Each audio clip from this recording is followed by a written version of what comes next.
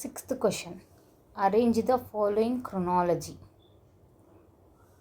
44th Amendment Act, Minerva Mill Act, Amendment to Preamble, Keshavananda Bharati case. So ఇది maximum ఈ topic వల్ల మనకు అర్థమైంది ఏంటి, కేసెస్ చూసుకోవాలి, ఇంపార్టెంట్ కేసెస్ అండ్ ఇయర్స్ కూడా గుర్తుపెట్టుకోవాలి. ఎవల్యూషన్ గుర్తుపెట్టుకోవడానికంటే ఎవల్యూషన్ చదివితే మనకు ఆటోమేటిక్గా గుర్తుంటుంది. First the most important Kesavananda Bharati case 1973లో వచ్చింది. బేసిక్ స్ట్రక్చర్ ఫీచర్ గురించి. దీనికంటే ముందు సజ్జన్ సింగ్ కేస్ కూడా ఉంది, అది కూడా the most important. Sajjan Singh కేసులో ఏమని చెప్పారు, ఫండమెంటల్ రైట్స్ని ఇదేంటి parliament has power but they cannot amendment fundamental rights అని చెప్పారు. ఈవెన్ శంకరీ ప్రసాద్ కేసు కూడా ఉంది. శంకరీ ప్రసాద్ కేసులో ఏమన్నారు, పార్లమెంట్ హ్యాస్ మోర్ పవర్, కాన్స్టిట్యూషన్ని ఓవర్ రైట్ చేసే పవర్ కూడా ఉంది అని అన్నారు. సో ఫస్ట్ ఈ two cases, Shankari Prasad and Sajjan Singh కేసులో ఫస్ట్ ఏమన్నారు, పార్లమెంట్కి చాలా పవర్స్ ఉన్నాయి, even it can override constitution అని అన్నారు. మరి వేరే కేసులో ఏమన్నారు, ఓకే అది ఓవర్ రైట్ చేసే పవర్ ఉంది పార్లమెంట్కి, కానీ ఫండమెంటల్ రైట్స్ని టచ్ చేయలేదు అని అన్నారు. దాని తర్వాత ఇది కేశవానంద భారతి కేసులో వచ్చింది.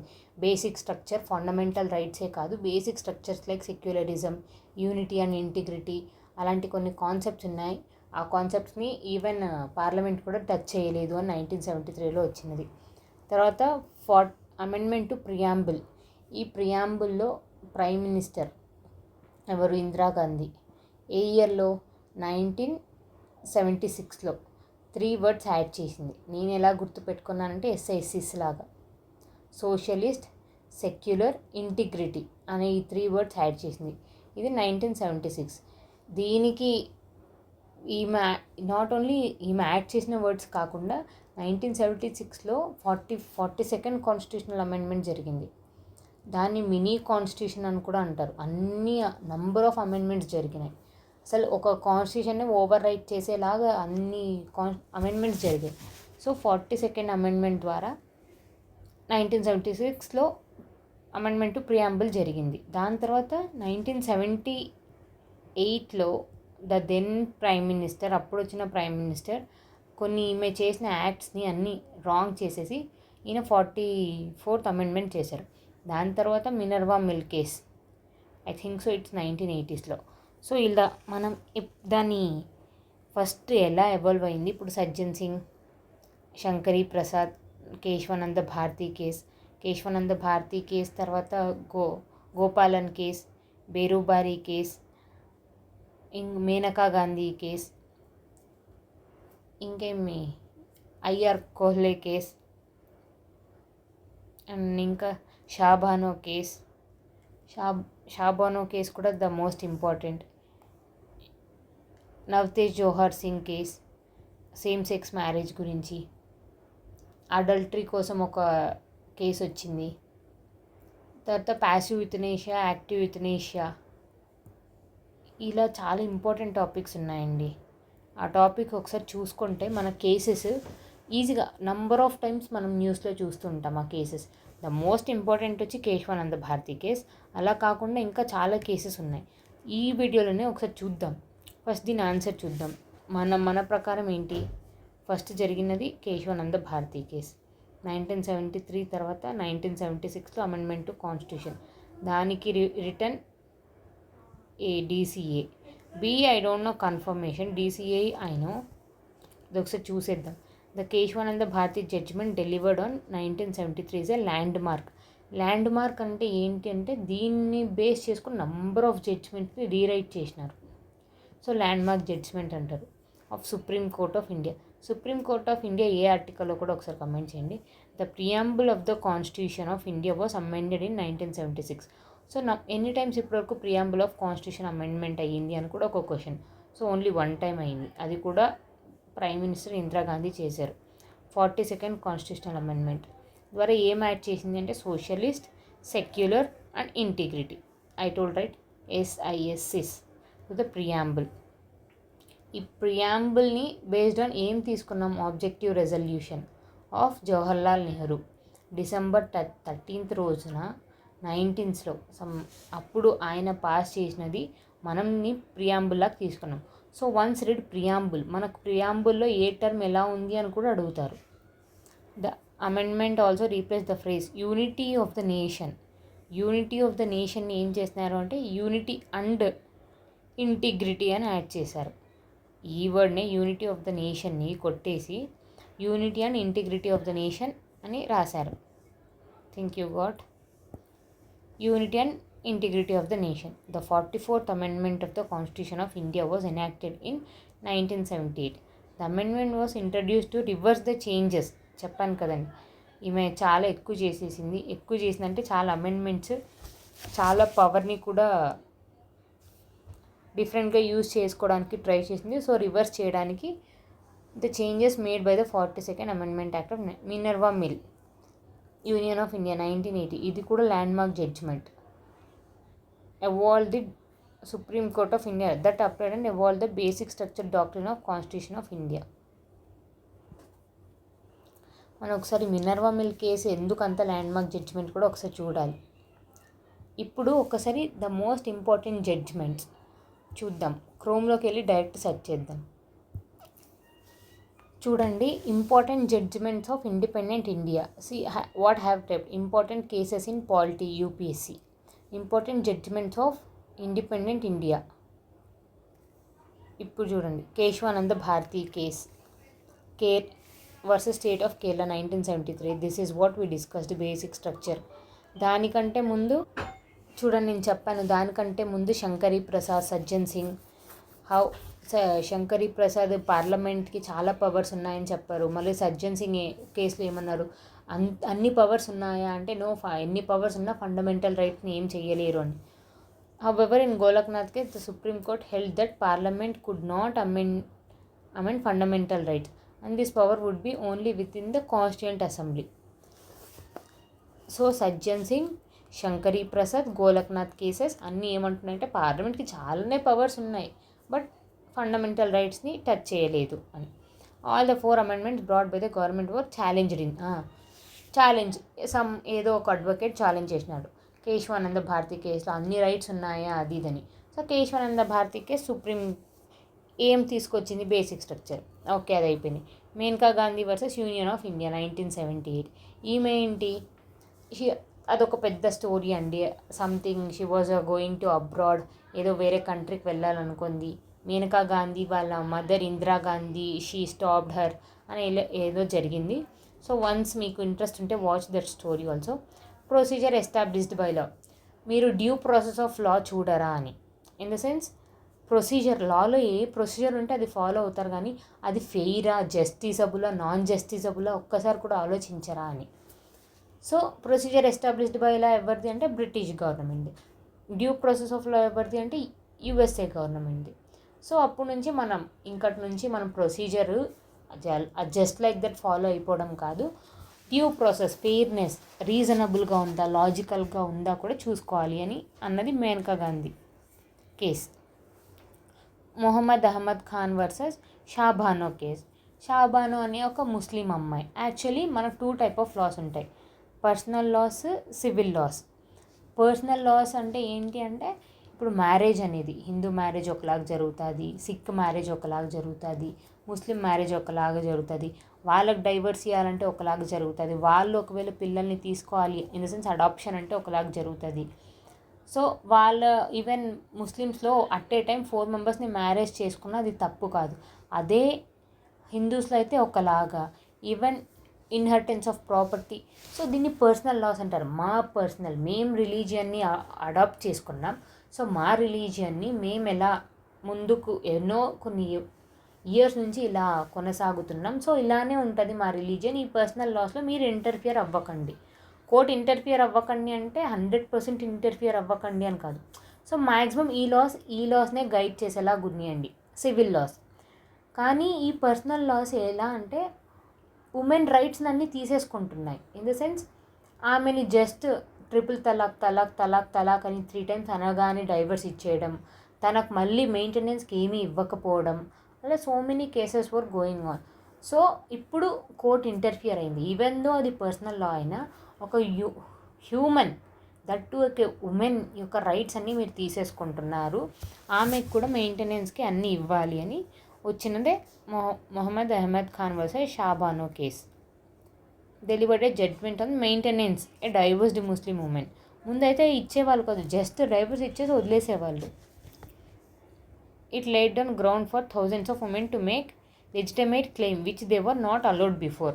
మాకు హక్కులున్నాయి ఇవ్వండి అని. అది Shah Bano case. Indira Sane versus union of India. ఇది రిజర్వేషన్ కేస్ అండి. మీరు రిజర్వేషన్ ఇస్తున్నారు ఎస్సీకి, ఎస్టీకి, బీసీకి, వాళ్ళకి, వీళ్ళకి, ఈడబ్ల్యూఎస్కి కూడా. మీరు రిజర్వేషన్ ఇవ్వడం వల్ల జనరల్ కేటగిరీ వాళ్ళు అసలు కాంపిటీషన్లో వచ్చినా కూడా వేస్ట్ అయిపోతున్నారు. బికాస్ వాళ్ళకే మీరు మొత్తం రిజర్వేషన్ ఇచ్చేస్తున్నారు అని స్టార్ట్ అయిన కేస్. కోటా ఏమో ఫిక్స్ చేసేసారు 50%. కానీ ఒక్కటి గుర్తుపెట్టుకోండి, ఎంత కోటా ఎంత ఫిక్స్ చేసినా ప్రతిదానికి కొన్ని ఎక్సెప్షనల్ కేసెస్ ఉన్నాయి. తమిళనాడులో రిజర్వేషన్ ఎంత ఉందో ఒకసారి కమెంట్ చేయండి. Okay. And Visakha guidelines, sexual harassment at work place. Different type of sexual harassments జరుగుతున్నాయి డిఫరెంట్ వర్క్ ప్లేసెస్లో. సో దానికి ఇప్పటివరకు ఒక్కరు కూడా నోరు కదపలేదా అంటే అప్పుడు గైడ్లైన్స్ ఇచ్చింది సుప్రీంకోర్టు, విశాఖ గైడ్లైన్స్. ఈసారి ఎవరైనా ఏదైనా లా చేస్తే ఈ గైడ్లైన్స్ ప్రకారం ఉండాలి అని స్టేట్ ఆఫ్ రాజస్థాన్లో జరిగినది Vishaka guidelines. Supreme Court set out the following significance guideline, workplace ఇలా ఉండాలి అలా ఉండాలి అని. Aruna Ramachandran Shanbaug versus union of India. ఇది ఇందాకే చెప్పాను కదా, passive euthanasia, active euthanasia. Actually article 21 ఏముంది, right to life, everyone has right to live అన్నట్టు. బ్రతకడానికి వాళ్ళ ఇష్టం అని.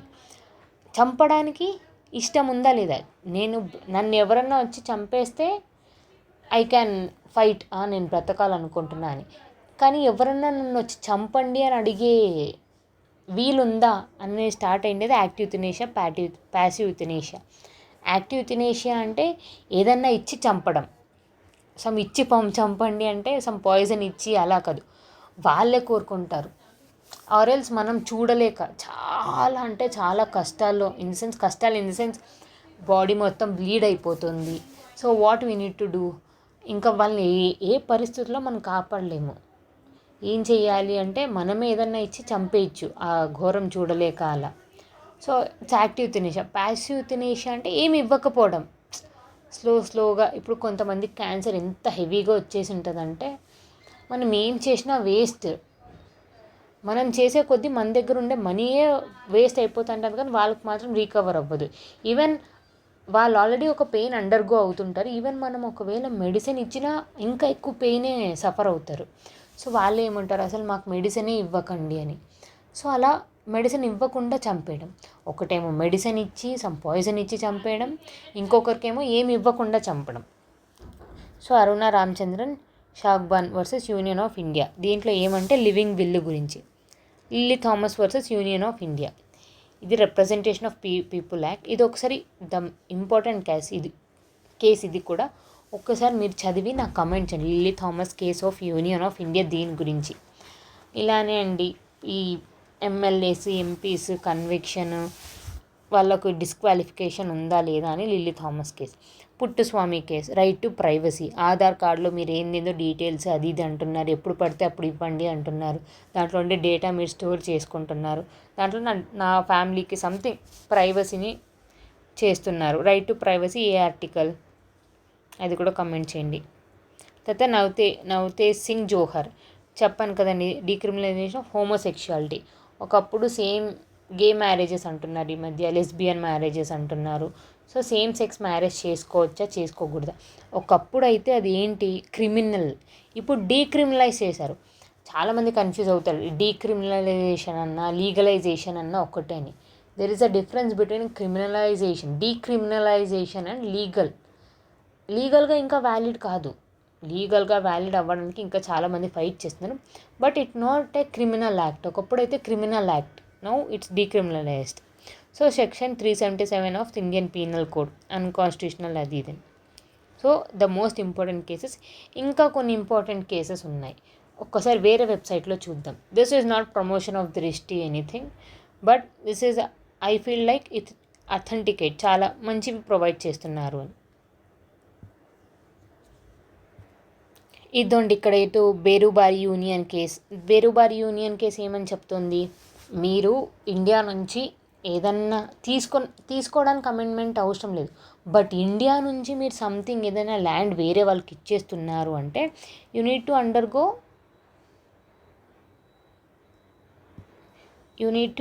undergo some constitutional amendments. As a result, 9th Amendment Act was passed to make the contract binding. మనం కొన్ని enclaves ఎవరితో జరిగింది ఇది కూడా ఇంపార్టెంట్, నెహ్రూ నూన్ అగ్రిమెంట్ అని. సో బేరుబారి యూనియన్ కేస్ దేని గురించి అంటే ల్యాండ్ గురించి, ల్యాండ్స్ మనం షేర్ చేసుకోవచ్చా చేసుకోలేదా అని. మేనకా గాంధీ మినర్వా మిల్ కేస్ కూడా చెప్పాను, బేసిక్ స్ట్రక్చర్ గురించి. Vaman Rao case is also important, once read. Shahbano. MC Mehta case ఇది కూడా ద మోస్ట్ ఇంపార్టెంట్. ఏంటి అంటే ఏదన్నా నెగ్లిజెన్స్ వల్ల ఏదన్నా యాక్ట్ వల్ల జరిగితే అప్పుడు ఎవరు లయబుల్, అబ్జల్యూట్గా ఎవరు లయబుల్, స్టేట్ గవర్నమెంట్. ఇప్పుడు ఒక ఆఫీసర్ ఒక పొజిషన్లో ఉన్నప్పుడు ఏదో చేశాడు చెయ్యకూడనిది, అప్పుడు హూ ఆర్ లయబుల్, ఆయన ఇంటెన్షనల్గా అంటే చూస్తారు యాక్చువల్లీ ఆయనకే పనిష్మెంట్.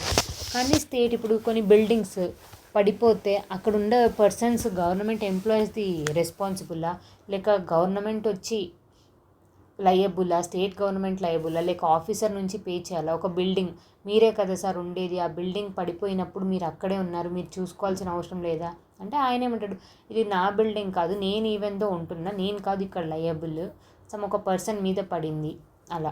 ఎంసీ మెహతా కేసులో ఎవరు లయబుల్, యూనియన్ స్టేట్ గవర్నమెంటా సెంట్రల్ గవర్నమెంటా లేక దాంట్లో ఉండే ఎంప్లాయీస్, అబ్జల్యూట్ లయబిలిటీ ఏంటి అని చెప్పేది. ఎస్ఆర్ బొమ్మాయి కేసు ఇది కూడా ద మోస్ట్ ఇంపార్టెంట్. ఏంటి అంటే మనకు ఆర్టికల్ 356 తెలుసు, ప్రెసిడెంట్ హ్యాజ్ ఏ పవర్. ఏం పవర్ ఉంది, ప్రెసిడెంట్ రూల్ అని ఒకటి ఉంది. వెన్ కాన్స్టిట్యూషనల్ మెషినరీ సరిగ్గా పనిచేయకపోయినా, స్టేట్ సెంటర్ చెప్పిన వినకపోయినా, అలా 3 to 4 ఎక్సెప్షనల్ కేసెస్ ఉన్నాయి when president rule is applicable. అలా అని ఎప్పుడు పడితే అప్పుడు నీకు అనిపించిన ప్రతిదీ అగెన్స్ట్ ద కాన్స్టిట్యూషన్ అని ప్రెసిడెంట్ రూల్ పెట్టేకి రైట్స్ లేవు అని. లిల్లీ థామస్. ఐఆర్ కొల్హన్ చెప్పాను కదండి, IR Coelho is also important case. Aruna Shanbaug ఇందాక passive euthanasia, act euthanasia. Lily Thomas. Nirbhaya case ఇది సెక్షువల్ అఫెన్స్ గురించి. Triple talaq judgment. Quick triple talaq మేము యాక్సెప్ట్ చెయ్యము, ఉమెన్స్ని ఆన్ గో డిజాల్వ్ చేసే మ్యారేజ్ని వీ డోంట్ యాక్సెప్ట్. ట్రిపుల్ తలాక్ తీసేశారు. యాక్చువల్లీ 3 types ఆఫ్ తలాక్స్ ఉన్నాయి, డిఫరెంట్ తలాక్స్. బై ఛాన్స్ ఈ వీడియో ముస్లిం మెంబర్స్ చూస్తున్నా, it's not only Muslim, any one who knows comment ఎన్ని టైప్స్ ఆఫ్ ట్రిపుల్ తలాక్స్ ఉన్నాయి, డిఫరెన్స్ ఏంటి. ఇప్పుడు అంటే మీరు మొత్తం ఎక్స్ప్లెయిన్ చేయాల్సిన అవసరం లేదు. ట్రిపుల్ తలాక్ 3 times తలాక్, ఇన్స్టాంట్ ట్రిపుల్ తలాక్ అని కూడా అంటారు. ఇంకో హన్సాన్ 3 types ఆఫ్ తలాక్స్ ఉన్నాయి. బ్రాకెట్లో ఆన్ 3 monthsకి ఒకసారి చెప్పేది, 6 months అలా డిఫరెన్స్ ఉంటే ఒకసారి చూడండి. Right to privacy Puttaswamy case. L Chandrakumar. I think this is not important. Habeas corpus. Actual ఎన్ని టైప్స్ ఆఫ్ రిట్స్ ఉన్నాయో కూడా కామెంట్ చేయండి. Ramesh Thapar. In this, the Supreme Court ruled that freedom of speech and expression includes the freedom of ideas dissemination, which is only possible through circulation. I think this is also not important. ఈ రోజుకి enough these videos. ఇప్పుడు అర్థమైంది అనుకుంటా, because ఈ cases వచ్చాయని ఇంత discuss చేసాం. So మీకు టైం ఉంటే ఇంకా more number of cases you can remember. But ప్రతి ఒక్కదానికి స్టోరీ తెలుసుకోండి. లిల్లీ థామస్ ఏం చేశాడు, కేశవానంద భారతి ఏమైంది, స్టోరీ అంటే బ్యాక్గ్రౌండ్ డెప్త్ అనాలిసిస్ వద్దు. Just Navtej Singh Johar same sex marriage. Romesh Thapar some freedom of speech. Minerva mill. Okay, 44th Amendment. So this type of reading will help you a lot. అంతే అండి. Tomorrow let's discuss about fundamental duties. Thank you.